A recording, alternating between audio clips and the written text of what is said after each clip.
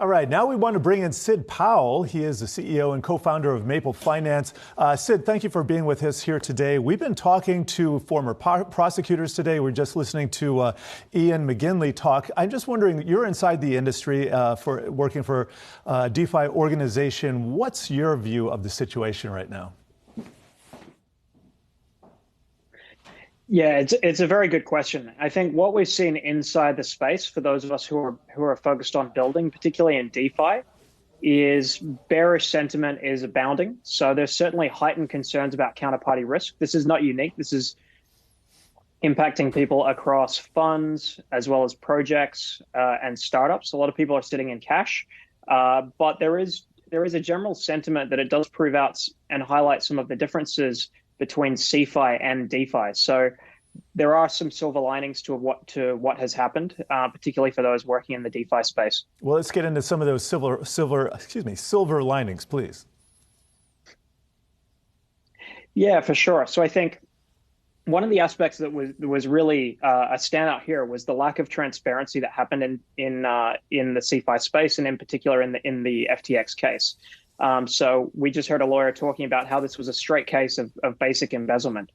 And what has been highlighted in the contrast between CeFi and DeFi is that transparency is extremely important, as is one of the key benefits of DeFi being non-custodial holding of funds in smart contracts. So a user always has control and custody of their funds. And I think that's something that people are paying more attention to now as they focus on these issues of counterparty risk.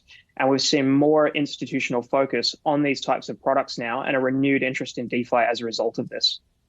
Let me ask you, the way the regulatory hammer has come down in the U.S. with all the attention now on SBF, and with my view is, and I was an early cheerleader of DeFi, but it looks like because of the regulations that have come down in the U.S., it's either going to be a game of regulatory arbitrage or nobody's going to be playing the game. Where does DeFi go from here?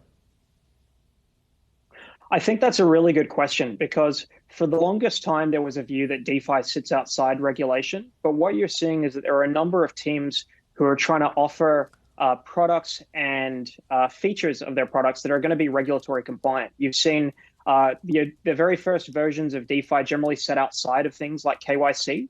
But what you've now seen is there are a number of what you call permissioned offerings, where projects and teams are looking to offer something that is compatible with AML, KYC regulation and laws, and that would allow institutions to participate in this space. So I think you'll continue to see this kind of bifurcation where you have, call it the original DeFi that is permissionless, and then you have the new form of DeFi, which is catering to institutions who do want to participate and do want to take advantage of the important infrastructure and rails that are being built in this space now.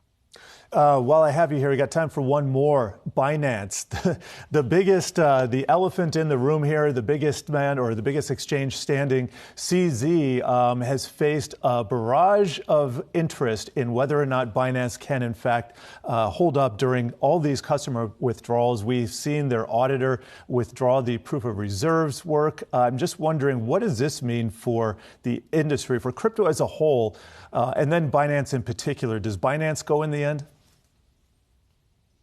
I definitely couldn't make a call on whether Binance goes in the end, but I will say that anything that is a move towards more transparency is important for the space. I think people are pricing in the fact that Binance doesn't have audited financials, and there isn't as much transparency as you would say that there is for someone like Coinbase, who has, of course, public board of directors, audited financials. And so, us sitting in the lending space, those things are immeasurably important these days as everyone is focused on counterparty risk. Binance, though, is a systemic risk in that if something were to happen, it would have shockwaves throughout the space, which would be, as large as anything that happened with FTX. But I think at this stage, from what we've seen, they've been able to process redemptions and withdrawals okay. And so I think, whilst people are being cautious, that's generally being seen as a positive sign by the market. All right, we got to leave it there, but really appreciate your insights into all of this, Sid Powell.